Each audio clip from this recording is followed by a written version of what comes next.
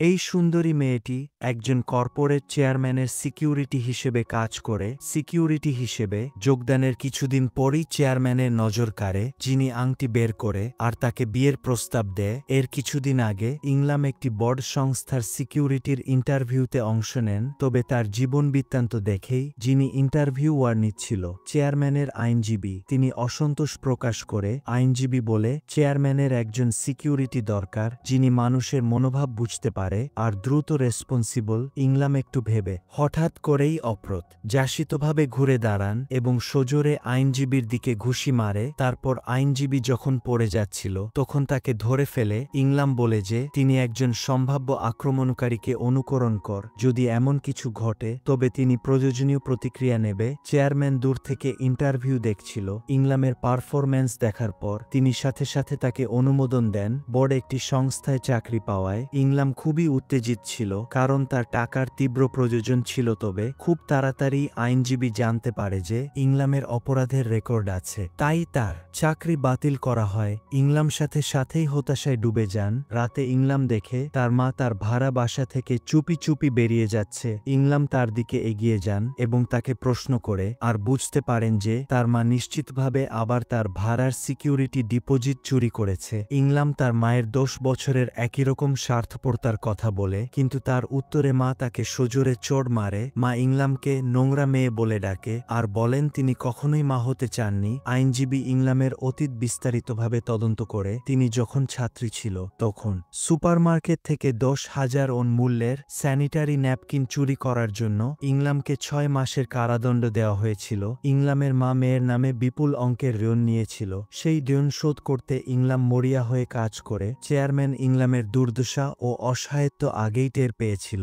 ইন্টারভিউতে ইংলাম সস্তা জামা কাপড় এবং পুরনো ছেঁড়া হাই হিল জুতো পরে এসেছিল। তার মুখে কোনো মেকআপ ছিল না। স্পষ্টতই সে ছিল একজন দরিদ্র মেয়ে। চেয়ারম্যান বিশ্বাস করে যে ইংলামের মতো যাদের টাকার তীব্র প্রয়োজন তারা তার কোনো অনুরোধ সহজে প্রত্যাখ্যান করবে না। সেই রাতে চেয়ারম্যানের নির্দেশে আইনজীবী ইংলামের সাথে যোগাযোগ করে এবং জিজ্ঞেস করেন যে তিনি আজকের ইন্টারভিউর শেষে কোম্পানির গেটের সামনে কি বলেছিল। ইংলাম সত্যিটা বলে। তার হাই হিলের গোড়ালি ভেঙে যাওয়ায় তিনি গোড়ালিটা হাতে নিয়ে দেয়ালের দিকে তাকিয়ে কয়েকটা কথা বলেছিল, কিন্তু পরে আবার সেই নিরপরাধ দেয়ালকে ক্ষমাও করেছিল। চেয়ারম্যান এ কথা শুনে তার চাকরি বাতিলের সিদ্ধান্ত প্রত্যাহার করে এবং ইংলামকে আনুষ্ঠানিকভাবে সিকিউরিটি হিসেবে নিয়োগ দেন। যে ব্যক্তিটি প্রায় নিঃস্ব তবুও তার বিবেক ধরে রেখেছে। এটাই ঠিক সেই গুণ যা চেয়ারম্যানের প্রয়োজন। ইংলাম খুব খুশি হন। অবশেষে তিনি তার হতাশাপূর্ণ জীবনের একমাত্র আশার আলো খুঁজে পান। পরের দিন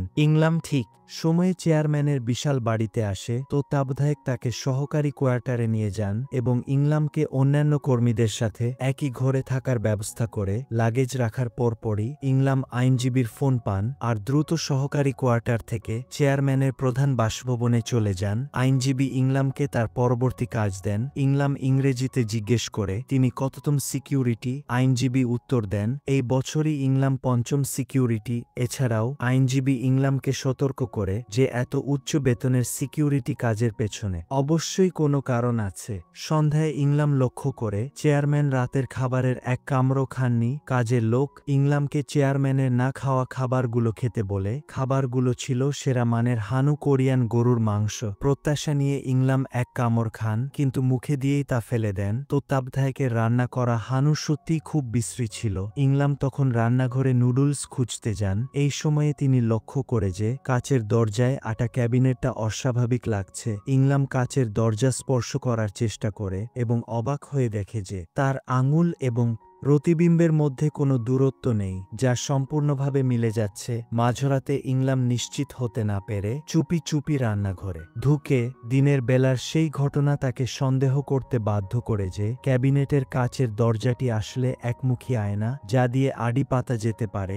সত্যি কিছুটা খোঁজাখুঁজির পর ইংলাম ক্যাবিনেটের ভেতরে একটি পিনহোল ক্যামেরা দেখতে পান। বিপদ বুঝতে পেরে ইংলাম বিশাল বাড়ির চারপাশে খুঁজতে শুরু করে, কিন্তু তিনি জানত না যে তার প্রতিটি গতিবিধি। চেয়ারম্যান একটি বোর্ড মনিটরের মাধ্যমে পর্যবেক্ষণ করছে আর দেখছিল। ইংলাম দ্রুত অন্যান্য ক্যামেরা খুঁজে বের করেন আর ক্যামেরার দিকে একটি হুমকি দেওয়া মুষ্টি প্রদর্শন করে। চেয়ারম্যান মৃদু হাসে, মনে হয় এইবারের সিকিউরিটি কিছুটা হলেও আলাদা। পরের দিন ইংলাম চেয়ারম্যানকে কোম্পানিতে নিয়ে যান। কোম্পানিতে চেয়ারম্যানের ছেলে গর্বিতভাবে তার তাৎক্ষণিক নুডলসের ব্যবসায়িক পরিকল্পনা কথা বলছিল। ফলস্বরূপ চেয়ারম্যান তাকে মাথা থেকে পা পর্যন্ত তীব্রভাবে বকাবকি করে। চেয়ারম্যান তার ছেলের বিশৃঙ্খল পরিকল্পনার ধারণার জন্য তাকে তিরস্কার করে। শেয়ার হোল্ডাররাও চেয়ারম্যানকে মনে করিয়ে দেন যে চেয়ারম্যানের ছেলে দ্বারা শুরু করা প্রকল্পগুলো ইতিমধ্যেই বেশ কয়েকবার ক্ষতির কারণ হয়েছে। চেয়ারম্যান শেয়ার হোল্ডারদের আশ্বস্ত করে প্রতিশ্রুতি দেন যে তিনি কষ্টার্জিতভাবে গড়া এই কোম্পানিকে ধ্বংস হতে দেবে না।